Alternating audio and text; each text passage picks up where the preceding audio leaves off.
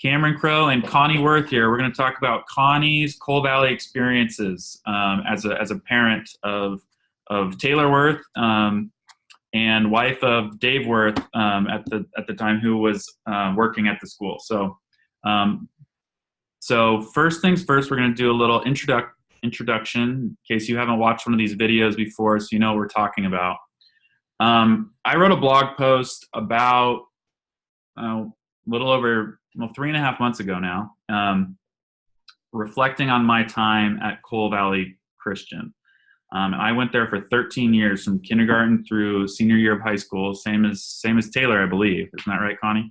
Yep. And when I graduated, I loved everything about the school. I probably didn't have a single criticism about it, and I was very privileged in that environment. But as time went by, and I became exposed to more people, more ideas, more life, I realized that there were a lot of memories I had of Coal Valley that really bothered me, and I think were harmful to me in my development, but were even more harmful to a lot of other people. So I wrote this all up and posted it, and I thought a few people would be upset and a few people would be happy, but not a lot would happen. Life would go on.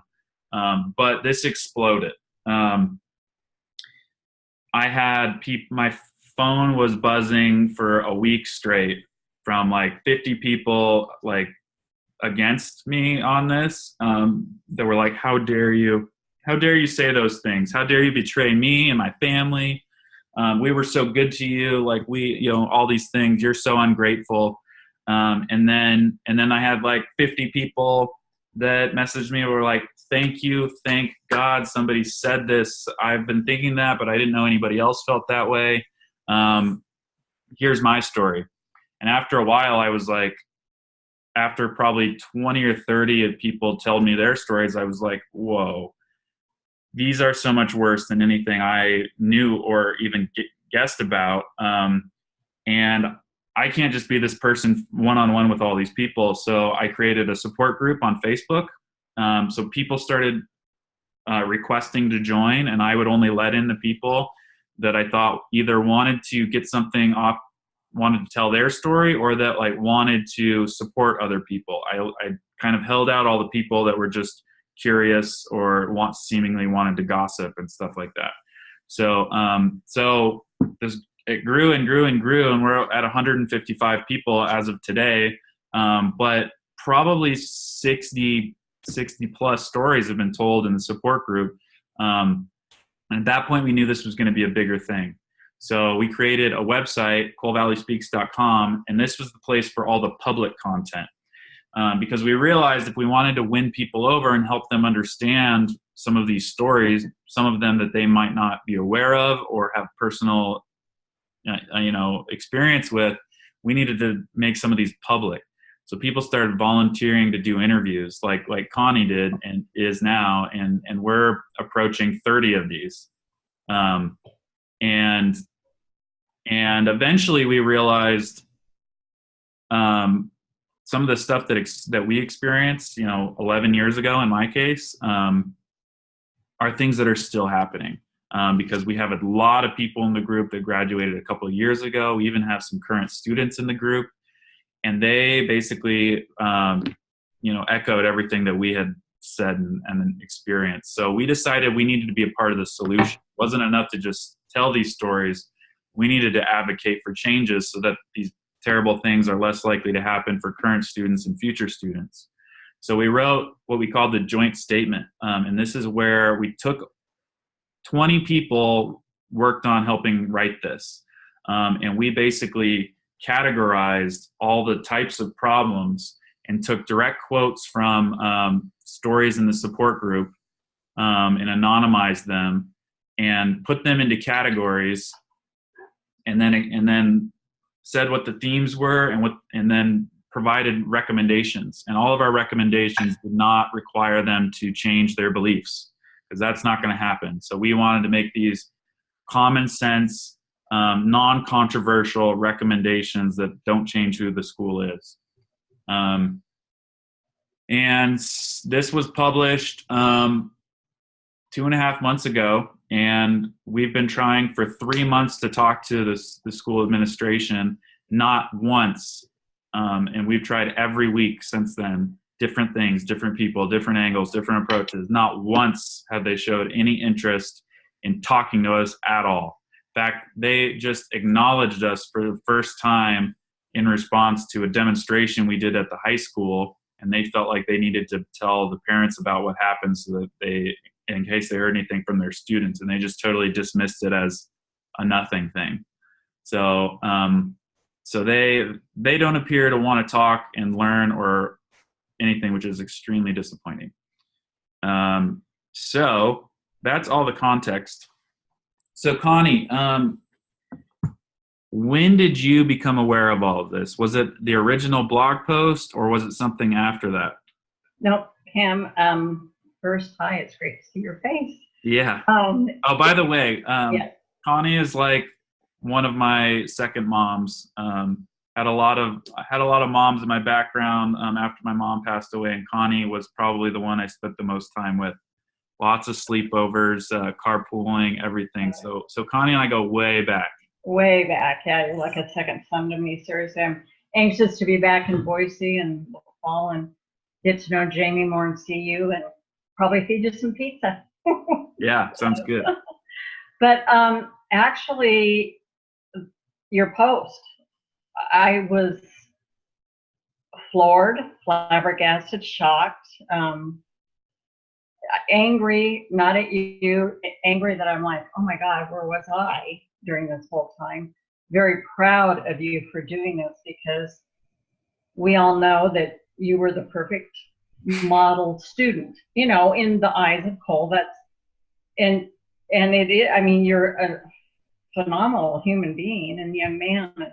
So I just applauded you for doing this, because you really didn't have, at the time, from my perspective, an axe to grind with them.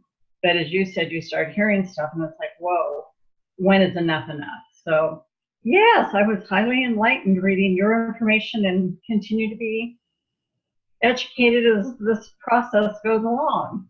So how much of it was stuff that you knew was true, and how much of it was stuff that was new to you and you hadn't heard of before? I would say 90% of it was new to me. Okay. There was some assumptions I had made along the way, but I had no validation of those assumptions. And then certainly being Taylor's mother, there were some things I was privy to, but and Taylor can certainly tell his story, but he was not one to come home and tell us about the horrible things that happened. So a lot of that was, as a parent, was utterly shocking. Okay. Yeah. Yeah. And then you joined the support group, and then you said you were even more shocked, right?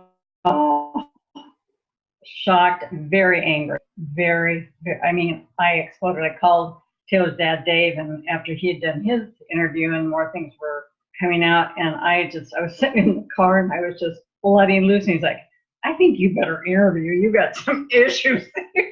Because you got a lot of anger. And I'm like, no kidding. He said, I know exactly how you feel. So, you know, not only with Dave working at the school and some of this being shocking to him, you know, I thought I was a very engaged parent. I mean, obviously I worked and traveled a lot, but I did try to, especially through the church side, be extremely involved. So, you know, God help the people who just blindly send their kids there, because I thought I knew a lot, and I reflect back now on certain things that happened through the church association that, you know, flooded over into the school, and I'm like, oh my word, what was I thinking? Yeah, so I kind of wonder now, like, a lot of these things that I mentioned, we all knew that, like all the students knew them, you know, they were seeing it day in, day out, but it wasn't shocking for us because that was just how it was. It was just like, yeah. and in some ways it's the distance. It's like the time away, out of that bubble that puts it into clearer focus. That's like, no, that's fucked up. Right. Yeah.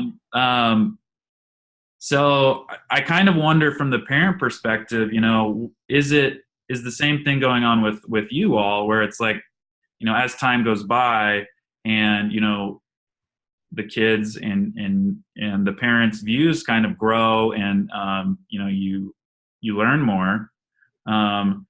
Is that what makes these things shocking, or is it just that, you know, would you have been shocked if you knew that stuff then?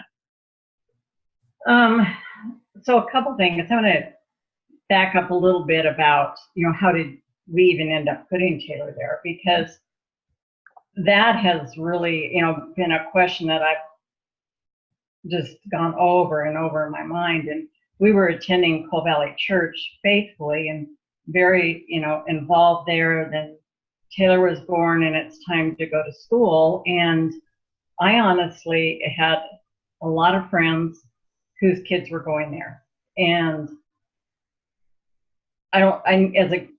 with him being in kindergarten, I never even considered public school. And, you know, Dave and I were older parents. I think we were overprotective, hovering parents. So, you know, it's like, were we trying to isolate him or insulate him? You know, it was just like, it felt like the safe thing to do. But in hindsight, as I think about all this, I feel that even the church, it was an expectation that if you could, by any shape, way, or form, have your kids attend the school, that's what a good member did. And I almost felt like, when I look back now, I'm like, I think they're embedded.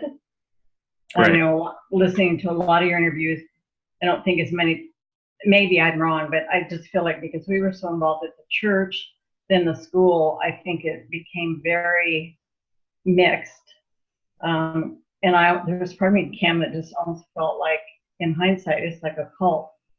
And you will do this if you want to remain in good standing. And I didn't, you know, through the years, I didn't always agree with some of the church standing on issues. And I don't think I spent enough time realizing that would end up filtering over to the school. And I had a very dear close friend who was on the school board part of the time Taylor was there. And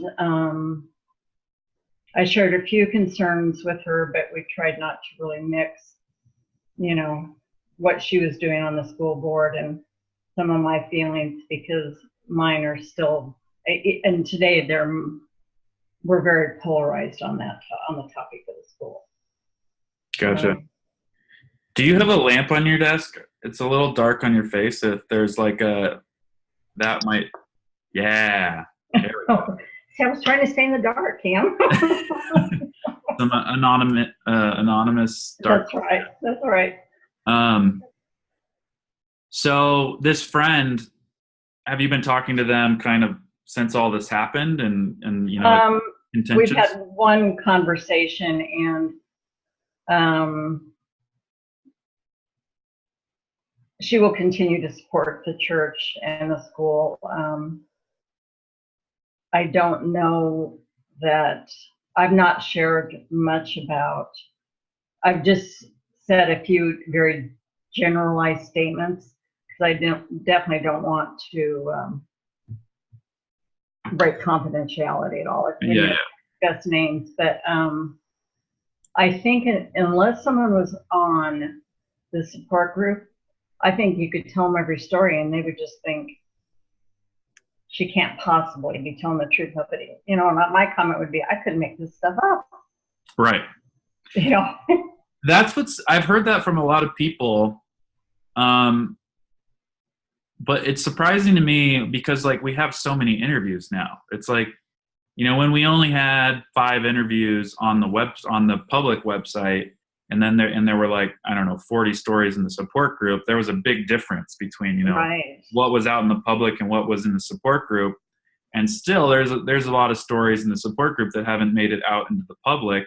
But now that we have about 30 stories out in the public, it's like, okay, well, what's it going to take to convince people if like 30 public stories won't do it? Like, right.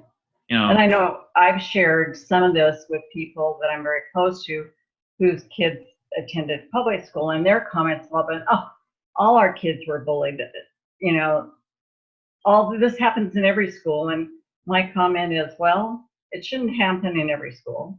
Number two, I sure as hell don't think it should be happening in a Christian school. And then number three was, good Lord, we're paying a lot of money to have our kids be abused. And Right. I know both Dave and I have profusely apologized to Taylor for ever sending him there and having be subjected to stuff that I've been shocked to learn about. And I think every one of us as parents need to really, if our kids were damaged by going there, you know, I think every parent does what they believe is best for their children. And I know we certainly made our decisions because we thought it was best for him. But at the same time, now finding this out, I think it's equally as important, at least for me, to apologize to my child that how ignorant we were, you know. And I just, it makes me utterly sick, just sick. And not just for Taylor, but there's stories, you know, every story to me is awful. And one isn't any worse than any one other because it's that person's reality and what they're having to live with. And, you know, shame on the people in the administration, the teachers, and parents who knew what was going on and kept their mouths shut. Shame on them. And that's part of why I want to do the interviews, because I'm still not over it as far as anger. And, you know, I'm still a believer. I think now I'm a believer who's got the antenna way up. And, you know, I felt like, you know, my belief was grace oriented. And especially after Taylor coming out, I mean, I really felt very called to walk the LGBTQ support system and love on anybody who's in that circle, because some parents understand and some don't. And I can say, hands down, I've never met a more incredible group of young men than I have through Taylor and William. At their engagement party, there were 60 plus men there.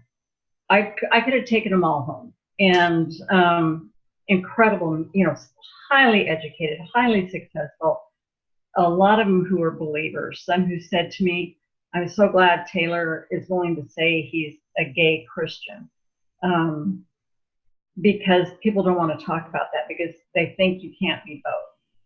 And as I said to one person, God makes no mistakes. Whether you believe in God or not, however you come onto this earth, it wasn't by mistake, and it isn't a mistake. So I'm passionate about that now. I'm very careful where I attend church, and I think it's just a sad state of affairs that Cole's church and the school are keeping the blinders on to reality, and they're just continue to damage people and families. Tell me about these. You know, you mentioned you're careful where you decide to go to church now. Right. I think a lot of people don't realize that there are Christians that don't believe homosexuality is a sin. And I think you've shared in the support group about, you know, there are lots of churches actually, or at least, you know, a fair percentage that are not only, I don't know what the right word is, gay accepting, but like gay affirming, right? Isn't that the... Absolutely. How does that work? Like what are these churches like? Well, we predominantly attend a Methodist church.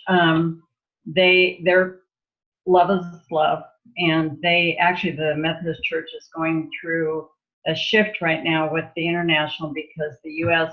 Methodist churches are embracing homosexuality, that it is, you know, a God-given right. It's no different than anything else. It's not a sin. So I've always said, if I walked into a church and someone said something about it being wrong, I don't care if I'm in the first pew or the last, I will get up and walk out. So I do research before I go to make sure it is, acceptance of all, and I mean all. And we've been blessed to find a church like that here, and we don't go all the time, but I know in Boise, the Cathedral of the Rockies is doing an amazing job, and they are doing a series right now called Clobber. And the very first one was on gays, and I was like, everybody, whether they believe in God or not, should listen to it, because it just talks about, it breaks it down about, it is not a sin. And everybody loves to throw Leviticus and all these verses in your face, and they've done a good job of really translating what did that mean. And so I've been in church when the minister stood up and talked about, we will be an LGBT welcoming community, we will all love one another. And I've seen little kids and I've seen 90-year-old people stand up and applaud. And that's great. Yeah. And then we've attended a couple other denominations where one was a woman who is a lesbian and she's the pastor. I'm like, I'm sure there are those who would roll over if they got wind of this, but, I'm just a firm believer, God does not make mistakes. Right. As humans, we're the ones who are making the mistakes, and Coal Valley is making mistakes, in my opinion. Right. So I want to go back to, you were talking about shame on the people that knew about these stories and kept their mouths shut. I knew about it before, but ever since Coal Valley Speaks started, we've really been confronting the culture of like, keep everything behind closed doors. And this is basically the way the school operates. Whenever anything happens, bring them into like a very, either a one-on-one or an extremely small meeting with the higher ups behind closed doors, and basically smooth it all over, whatever you got to do. Like, basically, in my way, I would call it, is manipulate them. Absolutely. And make them feel ashamed about this thing so that they won't tell anybody when they leave, when they go out those doors. And that's how they keep all this under wraps and nobody knows about it, even though it's happening left and right. Yeah. So you felt the need to do an interview. What would you say to all the parents that are like watching these videos? And I know some parents are watching every single one, right? But they're not saying anything publicly. Yeah. I think a couple things. I mean, I've rescheduled with you a few times. The first time because I wasn't quite ready, and then another one for a personal reason. But I think the truth needs to be told, and so I think that you have to come to a place where, number one, you believe what you're reading and hearing, because as I said earlier, no one's going to make that up.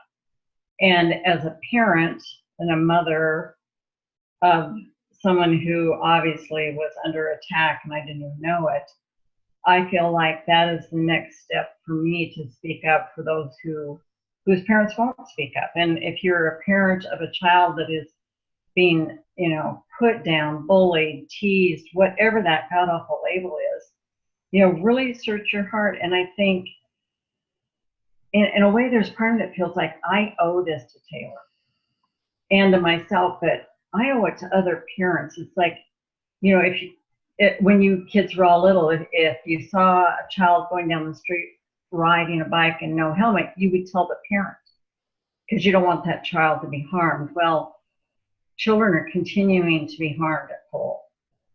And so I will do everything I can to help with that. And I fully intend, when I'm back in Boise in September, if you'll have this older woman, I am all in, because I've got anger issues to work through, but no human being deserves what I'm reading and what I now know has occurred with Taylor. You know, and there was excellent teachers, but I think like parent, I mean, they probably had insight that I didn't have insight to, and were probably very fearful to speak up because it would have been their job. I had a couple instances where I volunteered to do a couple things, and you know, now in hindsight, you know, they were full. They didn't need me to help. Now I really wonder, you know, now I think I know why. And you know, because of Taylor, or probably, and I'm sure we were viewed more liberal. We were more liberal parents. I had a firm, and I still do, belief that we raise our kids to be the best they can be, and to trust them. And so I always trusted the kids who were in our home and who we did stuff with. And I think Dave and I both interacted probably with the majority of, I mean, I bet we posted and did more with a lot of those kids than any parent ever did. Oh, yeah. And I just felt like, you know, we were blessed to be able to have kids come into our home and order pizza and, you know, just have swim in the pool. Swim in the pool and just have a good time. And here I was so involved, and yet we missed all this. So if you're not involved, heaven help you. And if you do know stuff, I would encourage any parent out there to communicate with you, even if it's only a phone call, if they don't want to do an interview, if they want to give you their story and keep it anonymous. But the voices need to be heard, because God forbid something happens to one of these, I'm going to call them victims. I wouldn't want to be the parent or the relative or the best friend who said, oh my God, I should have said something. You know, so I think, number one, as a parent, believe your kids and believe what you're hearing. Because, I mean, I would read some of these, Cam, and I'd be just, my mind was just blowing. Like, I mean, I thought our story was bad, and then I'd read others, and I'm like, there's no, how does this happen? I mean, and so that's been you know, that has been disappointing. And it's been disappointing to find out about adults who I admired and respected, and found out they were some of the cruelest, especially on the LGBT topic. Missy K, for one, someone I had great admiration for, had their child in my home a lot, was close to their child, took them and one other person out to dinner every month, just kind of trying to not mentor, because they had great parents, but to then find out this person was doing this at the school, and my son was a victim of it. Would you describe what you read, this Missy K thing, for anybody that doesn't know?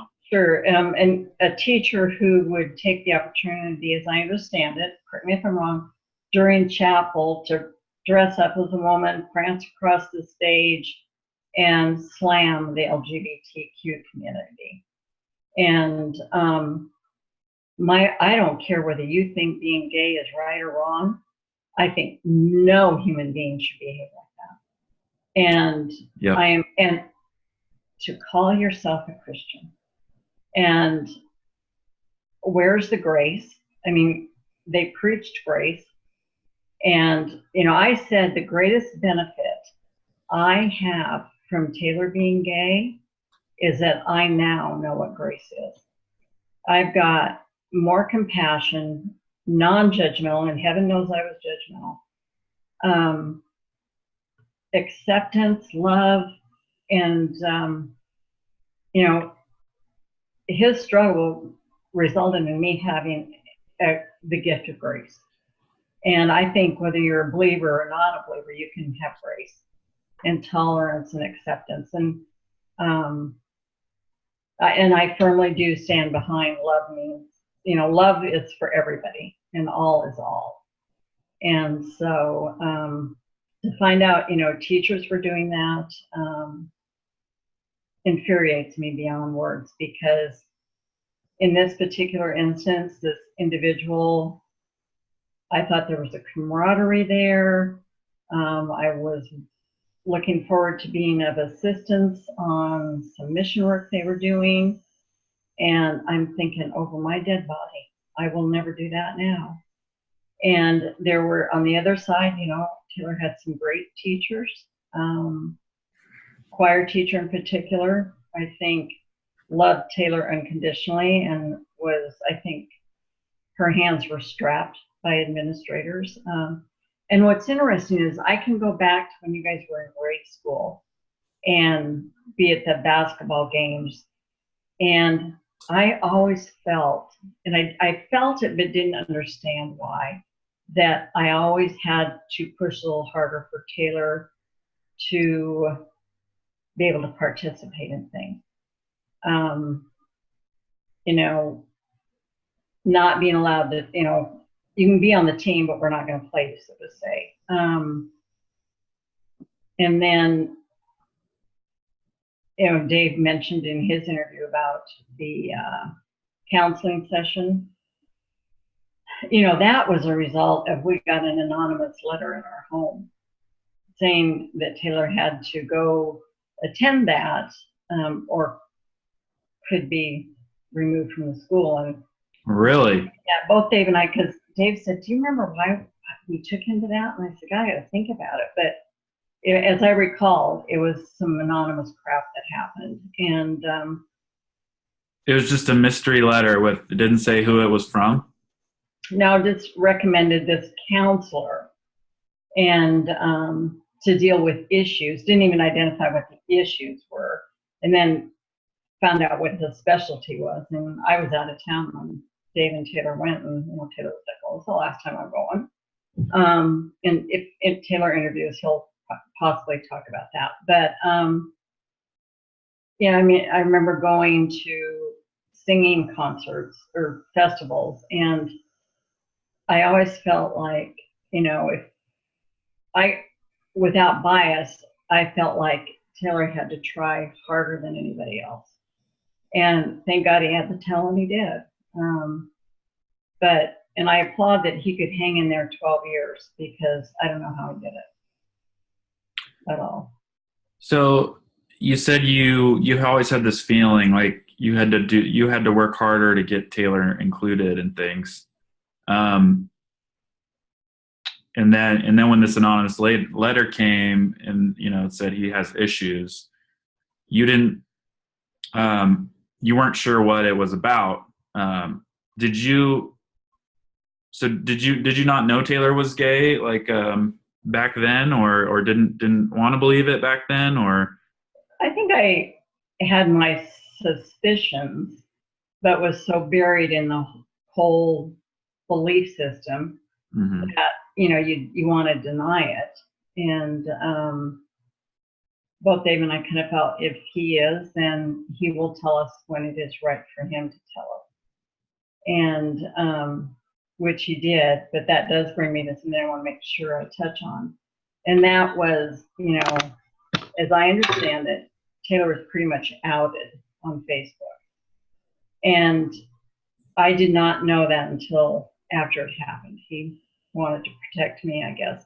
But when I did find out about it and found out who did it, and they were an administrator's child, I was even more appalled, because it goes back to, you know, holier than thou versus why don't you walk in my shoes for a change? And so I think Cole is very guilty of having a list of sins, and they rank them, you know. And I can honestly say now, looking back, because I saw it at the church when they outed a couple in the church because there was an affair, saw it when they eliminated someone at the school because of adultery, and a variety of things. To me, there's grace is not practiced it might be at a personal level by certain teachers, but I do not believe in my heart of hearts that the church or the school is operating under the premise of grace. Mm-hmm. Because they're hurting. If that's grace, I don't want any part of it because they've hurt too many people. Right. Yeah. And Taylor, you said didn't really like to come home and talk about this stuff. Never did. Did you get any suspicions that things were kind of messed up from Dave, since he worked there? No, I mean, he would talk about kids, who were being ignored or bullied. Dave is, as you know, very much an advocate for children. And probably a good thing we didn't have an orphanage. I think it would have been at capacity. It would have been overflowing. But I think he missed it too. I mean, I'm sure they hid a lot of stuff from Dave deliberately. And what's that saying? Keep your friends close, but your enemies closer. Mm-hmm. And anybody who knows Dave and I know, they know we will both speak up. I mean, like now that I know about all this, I mean, I've told more people about it. And especially people who are not involved with the school, they're just flabbergasted. I'm like, yeah, you can't make this stuff up. Right. So, yeah, Taylor, and I'm sure you could ask him, but I'm sure it was just like, I've dealt with it all day long. I'm not going to come home and deal with it. Yep. So, yeah. You think about like putting yourself in Taylor's shoes and like imagining what that must have been like. I think the only way you could survive it is just to like shake it off when you're not there, like put up with it and then just like shed it as much as you can, as soon as you can, so that you can have a life that's not burdened by suffering. Right. I totally agree. And I always say to people, if you aren't dealing with your issues, eventually, there's a big lump of dirt under that carpet, and it's going to get high enough that everybody's going to start tripping over it. And I almost feel like now with the school, that lump is growing, and they will have to deal with this. And to me, if they don't deal with it, there's either going to be action taken that will close them down, or a legal action or something, because some of this is just outright abuse. And if that was going on in someone's home, someone would call Child Protective Services, right, and say there's an abuse going on next door. So God forbid that we're allowing this to happen in a school where that you're supposed to be safe, and then you add the Christian label to it, and you should really be safe. And then I think no wonder there are people who think Christians are a bunch of hypocrites. Right. Which they are. I mean, I am too, but I kept my mouth shut for months since you started this. But yeah, I think all of them who have suffered at the hands of that school are probably experiencing a wide range of emotions, and for years we're just in survival mode. Totally. And I think absolutely that word is accurate. Survival. I don't know how, like, it's probably 24 stories that I've heard in the support group of attempted suicide. So this is real survival. It's not just they're getting their feelings hurt like some people might, like daily thinking about ending their lives. Yeah, which is, God, I mean, I can't even imagine. And as far as the support group, Taylor has friends such as yourself who have walked that path with him now and are supportive of him and are vocal. And at the same time, I know that there are people, I believe, who love him dearly and support him, but they'll never say a word because they didn't have that experience. And I think it would be nice if people would speak up who thought their journey was great, but were aware of some of this, to give a little more, not, just to show another side that, yeah, these people are not all crazy. They're not making it up. I saw it happen. I just wasn't a target of it. Right. And not only that, but I think that some of these friends of the students who are in this group, I think it would go a long ways to helping those victims feel better. To know that Susie, who is my best friend and didn't have issues, understands, cares for me, has my back, and totally agrees with or partially agrees with what I'm saying here. The validation that would come. Validation would be good. Mm-hmm. And if you weren't a victim of it, my guess is a lot of them saw it happen and they just turned away from it, didn't want to get their hands dirty. And I think that there is also an attitude at the school about how good a Christian am I. If you were a stellar Christian from the right home, I'm sure they left their hands off you. And I think there was really a sense of economical status at Cole. I remember I have two odd stories from someone who was a star Cole student. This isn't you, Ken. I'm talking about you now. And I remember calling them to say, I don't know you, but we live in the same neighborhood. I'm trying to put together a carpool. And their reply to me was, we don't carpool with people we don't know. I'm like, what? And then another time, years later, the same individual who probably could feed all of Boise said to me, I don't know why you have all these kids at your house. And I sure as heck would never feed those kids.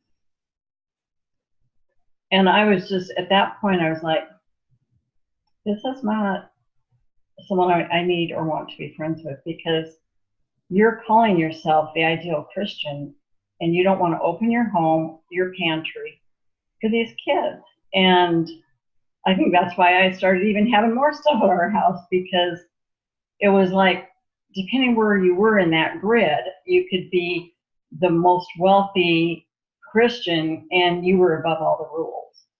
And which I know is kind of a weird conversation, but it just made me realize those two conversations and this sense of I'm a better Christian than you are. Was the statement of I would never feed those kids, was that a matter of like, I disapprove of people feeding them, or like, I just wouldn't go through that, or that's, that would be too disruptive, or what was behind that? I think it was, we live in the perfect home. It is spotless. And unless you're on the short list of great people, I'm not about to just have a bunch of people here. And I think it was an elitist remark, truthfully, when I look back on it. Gotcha. Trying to come across as I'm better than everybody else. And so I'm not going to, if that's what you do, I'm sure Seth's not going to do it. I've got a question about Coal Valley's kind of response to all this, or more accurately, lack of response. Lack of response. So you and Dave both independently, when I was posting in the support group, we're going to try to talk to him. We're making progress. Like, we're optimistic. You and Dave both individually messaged me. I don't know if maybe unbeknownst to each of you, I'm not sure, but basically said, watch out. they're master manipulators. They won't act. They won't do what you want them to do. They like whatever you feel like they're coming along on, or whatever they appear to be open-minded about. It's a farce. Like it's don't trust them. They won't. It's not going to work out. Dave and I Basically, did not talk about that. And I was like, did we burst your bubble? well, I was like cautiously optimistic. Like I was like, okay, well, that's a possibility. At that point, I didn't think that's what was going to happen, but I saw, I mean, I was like, yeah, it definitely could happen. I thought you two were overly pessimistic. But lo and behold, 3 months later, nothing. You turned out to be right. Why did you think that then? And why are you, so unsurprised that they never talked? I think a couple things. One is that after finding out all of this went on, and some of these stories are now 8-10 years old, and nothing's changed. Mm-hmm. And a couple of those people I have had personal experience with, and I wouldn't trust them as far as I could throw them. I think that they talk a good story, and they want you to be convinced, and I think it's a form of manipulation. And my first reaction reading all of that was, they're going to try to play nice guy, show the emotions, and get these kids to shut up.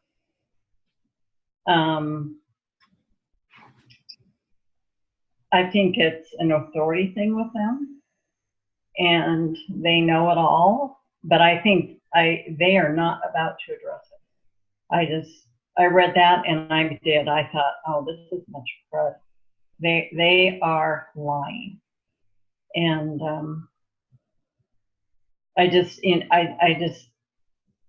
to me, if the day comes that they pick up the phone and they call every one of these students and they, let's use their words, repent for their sins in this, I might then believe them.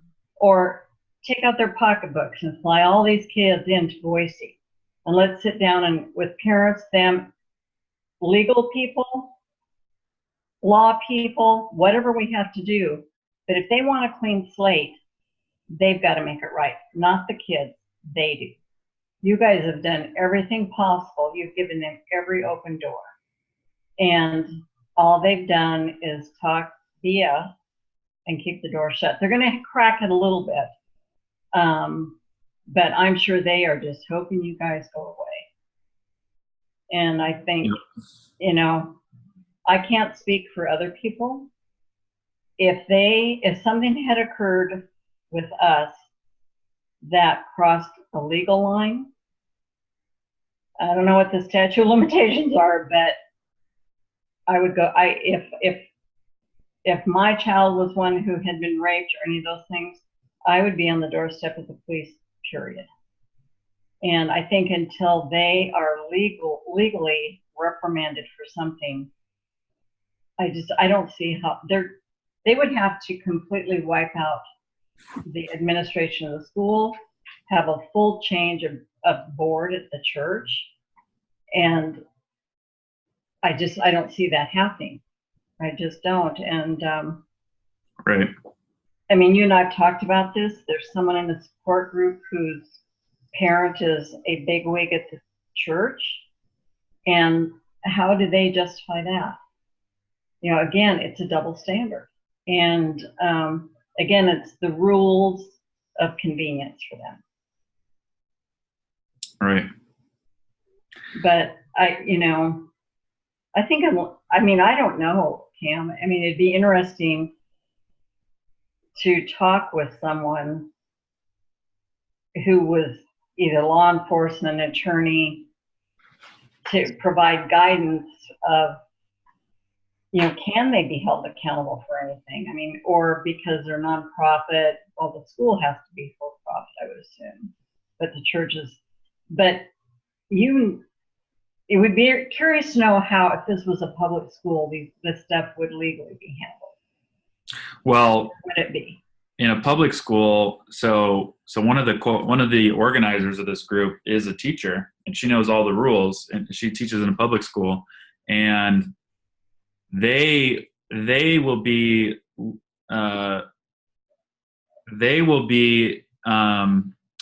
criminally held responsible if they find out about something and they don't report it to the police in 48 hours. But Coal Valley is like this law unto their own, like themselves, and they think it's their, like, I've heard of so many felonies now that happened either on school property or like of students that they became aware of, and they just made the judgment call of whether or not that needed to, go to the law, like the law enforcement or not. And I don't know, virtually every time it didn't. And then conveniently somebody, parents might make a big donation and it was all just fine. Or they just decided, nope, it's fine. Like, we're Christians. We don't want to get the law involved. We want to handle this our own way. And I think that is probably to a large extent illegal. So there is definitely, I don't know. People could probably sue them. I'm not advocating that anybody do that or that anybody not do that. That's up to everybody in their own situation. But I think there is one other way to change the school if they don't collaborate, and it's looking like they won't. And I'm about ready to stop trying to collaborate. Is if enough people know about this stuff, that their market shrinks, that enough parents think it's not worth the risk to put their kids there, and their class sizes shrink to half, and they've got to radically downsize, or else they've got to modernize the way they work and take some of these things and make changes and to prove to people that they don't advocate for the way that they basically operate now. Right. So.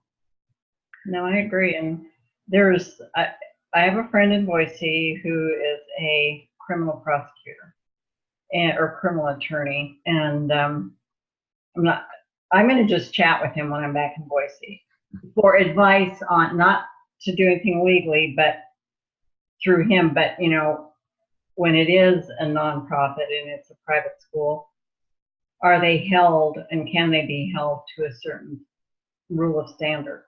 Right.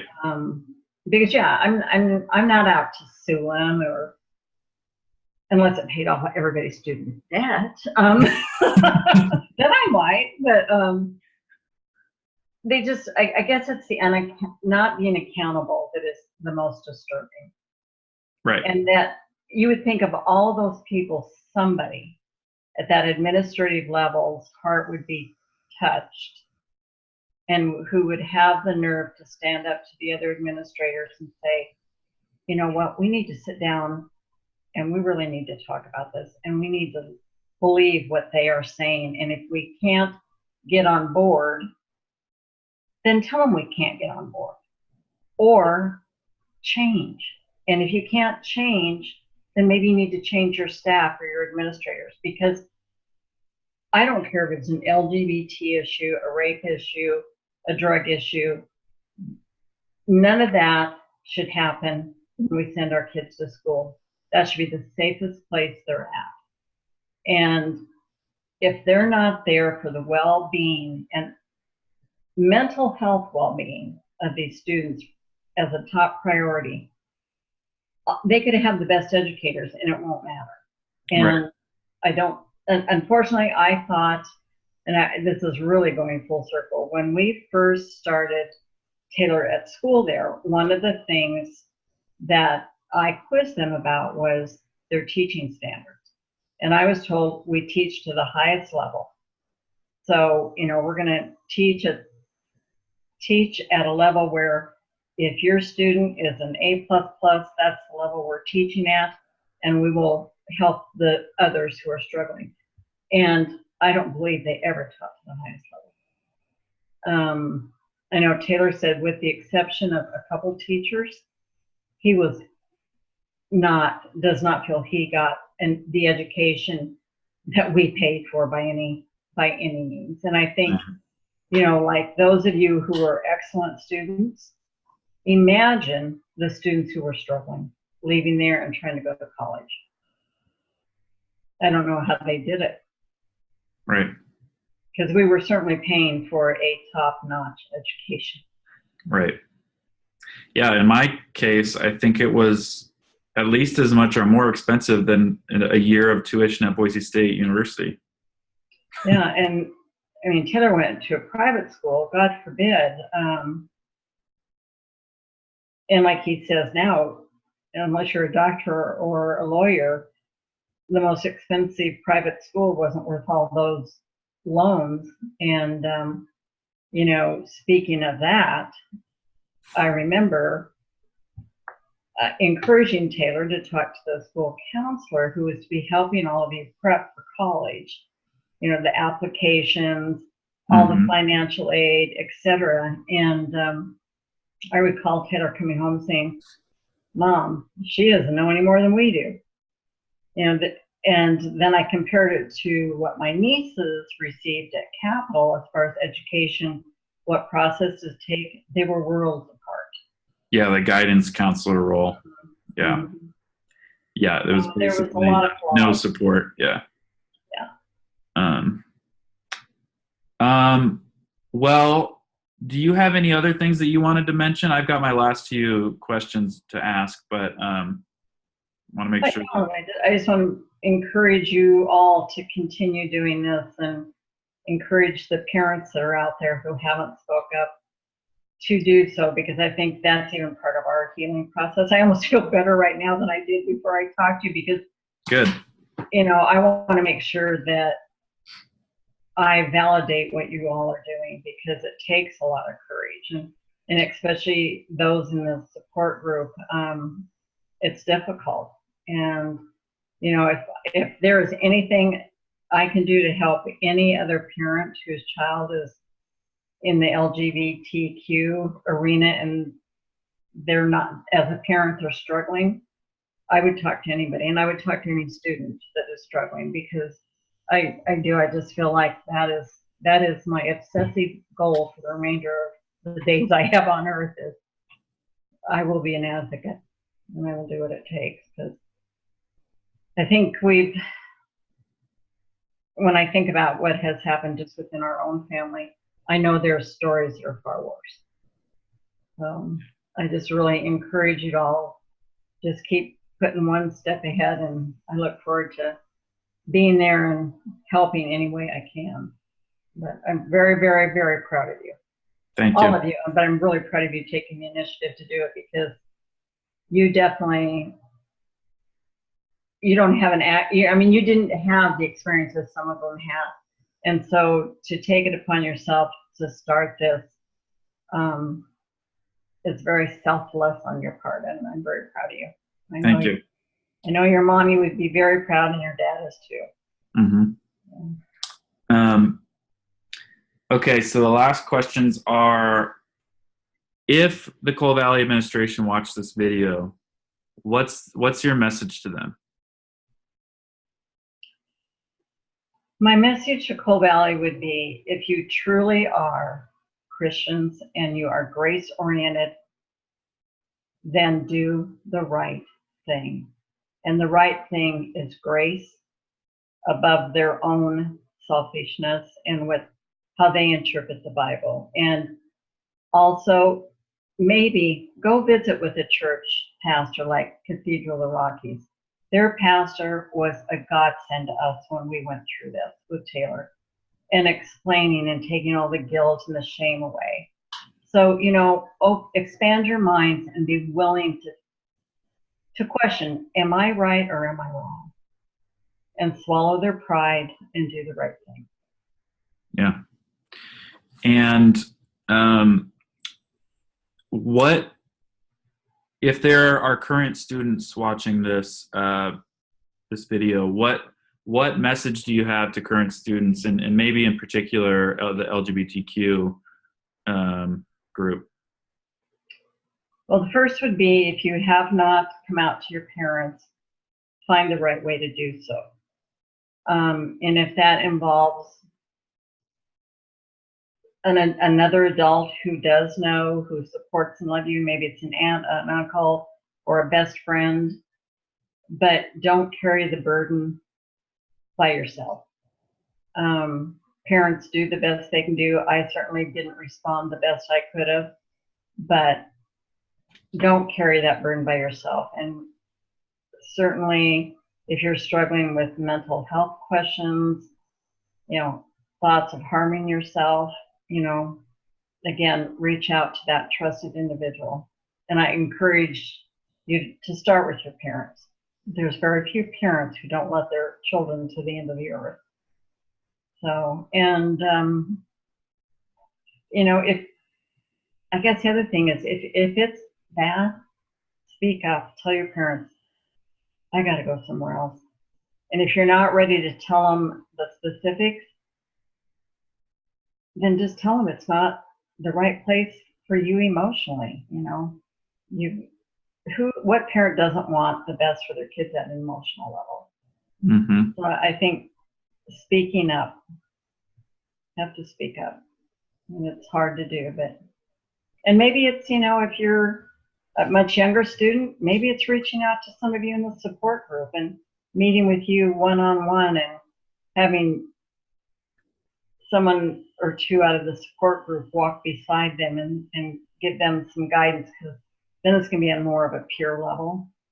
But certainly if it's anything that is against the law, boy, I would encourage them to take the right steps. Yeah.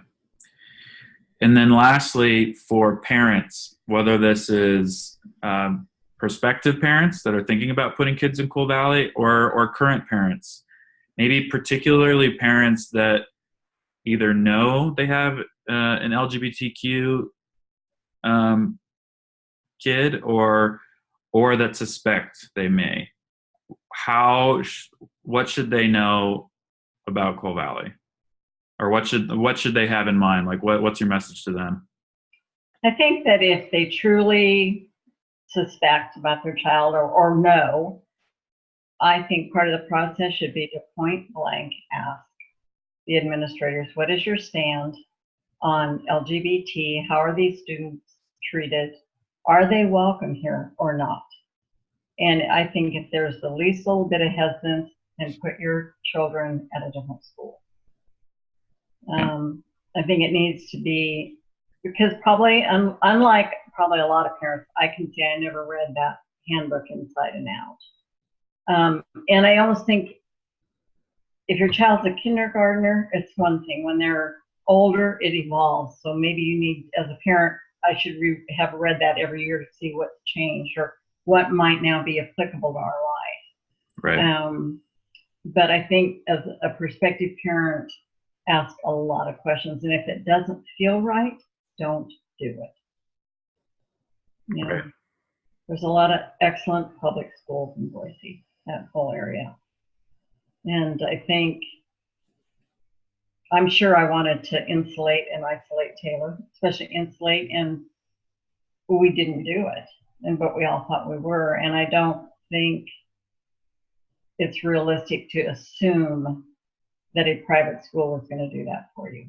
I almost feel like it might be worse because it's small, so every little thing that happens is magnified and every student knows about it, versus if you go to a huge high school, if someone's being bullied, not every student knows about it. Right. Maybe their small group does, but I think ask a lot of questions. And I also think do your research with other parents whose kids either are there or have attended there, and be open-minded with what you may hear. Yep. Thanks, Connie. I think that's it. I really appreciate, you taking a stand and saying what you think, and I hope more parents like you will as well. I encourage them to, and I'm very proud of you, and I can't wait to see you. Thanks. Yeah. See you Thanks. soon. Bye, Cam. Bye.